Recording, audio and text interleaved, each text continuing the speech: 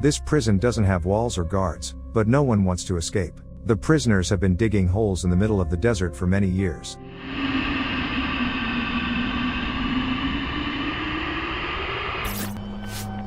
This story takes us to the desert, where a group of teenagers in prisoner uniforms is digging holes under the scorching sun. A boy named Barfbag can't stand the hard work and gets bit by a rattlesnake on the leg to free himself from hard labor. At the same time, somewhere in town, a pair of sneakers falls on the head of a boy named Stanley Yellnots, knocking him off his feet. The boy's family is in the process of inventing a remedy for stinky feet, so he decides to bring the smelly shoes home. On the way, the police arrest him and accuse him of stealing a famous baseball player's sneakers from a charity event. The policemen bring the boy to his parents and are surprised to find that a variety of pairs of shoes occupy every corner of the apartment. The cops leave the apartment, convinced that the boy is just a shoe freak and that he is the one who stole the celebrity sneakers. The oddball family believes that there is an ancient family curse on all the men of the Stanley Yellnots family, and that's why Stanley Jr. has had another unfortunate event happen to him. By court order, Stanley is sent to a detention camp called Camp Green Lake, where he must spend 18 months in hard labor. The camp is located in the desert in a small oasis where, despite the name,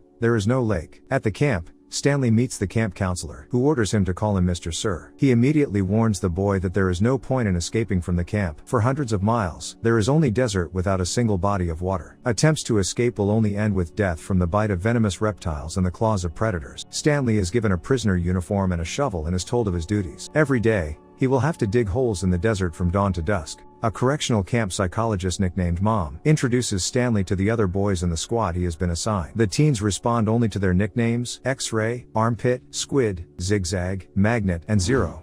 Zero is the smallest of the teens and got his nickname because he is constantly silent, meaning he only has zeros in his head. Stanley joins the squad in place of Barfbag, who had gotten bit by a rattlesnake earlier, so the boys first treat him with disdain. At lunch, Stanley talks about what got him into the camp for troubled teens. He was unfairly accused of stealing baseball player Clyde Livingston's sneakers, which he donated to an orphanage. Hearing the boy's story, Zero breaks the silence for the first time and asks Stanley if the sneakers had red crosses on them, and the boy surprisingly confirms his hunch. At night, Stanley recalls his father's stories about their great-grandfather, Stanley Yellnots I. He is the one who started their family curse. He had made a fortune in the stock market in the past, but he was ripped off by a woman nicknamed Kissing Kate Barlow. Once upon a time, the woman and other outlaws operated in the Wild West, and she was known for kissing her victims before they died, leaving a trail of bright lipstick on their faces. Stanley Yellnots I worked as a pig farmer in a Latvian village and fell in love with a gorgeous girl, his owner's daughter. Stanley decided to seek advice from the local fortune teller, Madame Zeroni, so she could tell him how to win the girl's heart. The woman advised him to forget about the silly girl and go to America, where destiny awaited the boy. Stanley in love didn't listen to the fortune teller and went to the girl's father to ask for her hand and heart but was refused. Then Stanley goes back to the fortune teller. To placate the girl's father, the fortune teller advised the boy to take a little piglet and carry it up the mountain daily to drink from the stream. Then the pig would become bigger and could be given to the father in exchange for his blessing. Stanley did as he was told and returned with the gift to his beloved's house after some time. But, as the fortune teller had said, the girl was very foolish. She could not choose between the handsome Stanley and some ugly man who also gave her a pig. Disappointed by the girl's stupidity, Stanley decides to follow the fortune teller's first advice and sets off for America, where a new life awaits him. But the hapless fellow completely forgets the promise he made to the woman. He was to take Madame Zeroni to the same mountain and give her a drink from the streams so that she too would gain strength and youth. Because the boy did not comply with the fortune teller's requirement, the fortune teller cursed his entire male lineage forever. After working in the camp for a few days, Stanley gets used to the local rules and hard work. He notices that none of the boys know what they are digging the holes for. Stanley writes a letter to his parents, in which he lies that he is fine at camp so that his family won't worry. On another day of digging,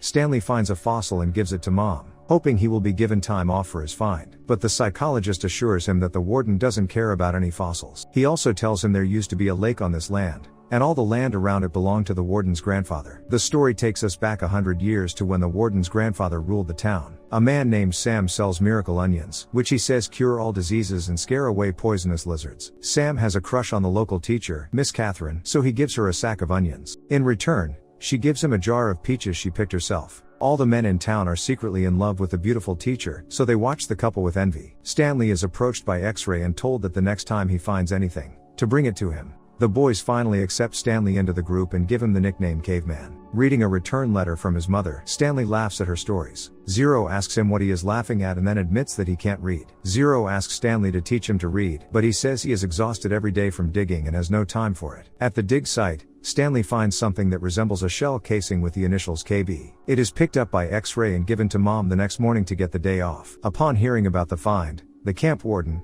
who turns out to be a woman, arrives at the camp. She gives X-ray the day off and orders the rest of them to completely dig up the entire site. The story moves back in time again, where Sam offers Catherine to fix the leaky roof at her school in exchange for her signature peaches. Catherine agrees, and so the couple slowly begins to bond. After a night school class, Catherine begins to be courted by the town's owner but receives a firm rejection. Romantic feelings flare up between Sam and Catherine. Although the repair work is finished, the couple cannot stop thinking about each other. One night, Sam musters up the courage to go to Catherine's house and kiss her. The spurned town owner sees this and decides to get revenge by burning the school to the ground. In despair, Catherine runs to the local sheriff for help, but he only taunts the girl, saying that her lover will soon be executed. Sam is shot in his boat right in front of Catherine. After some time, the girl goes to the sheriff again to avenge her lover's death. She kills the man and pays him with a kiss on the cheek. From then on, her journey as an outlaw under the pseudonym Kissing Kate begins. The granddaughter of the town owner has adopted her grandfather's lousy temper and makes teenagers dig day and night to find Kate's treasure. Mr. Sir brings water to the dig site and distributes it to the boys. While Mr. Sir is out of sight, a boy named Magnet steals a bag of seeds from his truck. Mr. Sir quickly notices the loss and goes back to the dig site.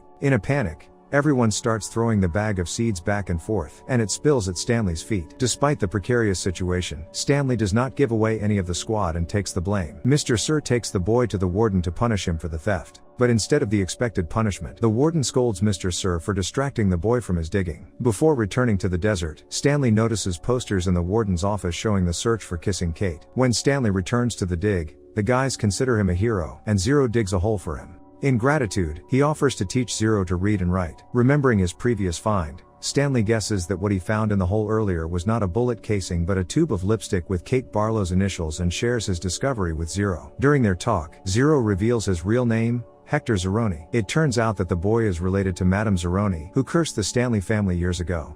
But the boys have no idea that their fates are closely linked and continue to bond. Zero tells his friend a story about his mother, who left him alone in the park and disappeared. During their lunch break, Zigzag clutches up with Stanley. The warden arrives at the dig and learns from the boys that Zero is doing some of Stanley's work in exchange for teaching him to read. Stanley tries to convince the adults that the boy is brilliant and should be tutored, to which Mom laughs wryly. He tells Zero that he is so stupid that he does not realize he is stupid. Zero decides that he has had enough and hits Mom in the face with a shovel, running off into the depths of the desert. Upset over his friend's escape, Stanley recalls his grandfather's stories of how Yelnats first survived 16 days in the desert after Kate Barlow robbed his wagon. He found his salvation in a place called God's Finger, but because of the stress he was under, he could never explain to anyone where it was. The next day, Stanley decides to rescue his runaway friend. He steals a car from Mr. Sir, and after driving it briefly, it falls into one of the holes. Continuing on foot, he escapes deep into the desert while the rest of the squad cheers him on. After hours of wandering through the desert in the blazing sun, Stanley finally finds Zero. The boy has been hiding under an old boat that once belonged to Sam. There's even a jar of peach jam left inside, which the boys share.